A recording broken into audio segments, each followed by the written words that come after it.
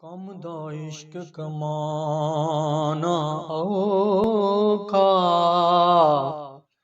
किसे नू यार बनाना औखा।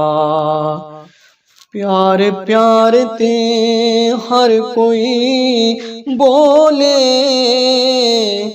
करके प्यार निभाना औखा। दुख ते हर कोई हस लैंदा किसे दा दर्द वडाना औखा। कोई किसे दी गल नहीं सुनदा लोकां नू समझाना औखा। ओ बुलिया रुसिया रब भी मन जांदा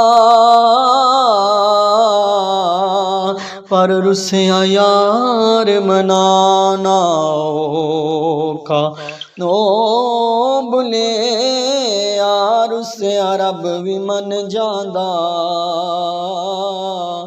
पर रुसिया यार मनाना।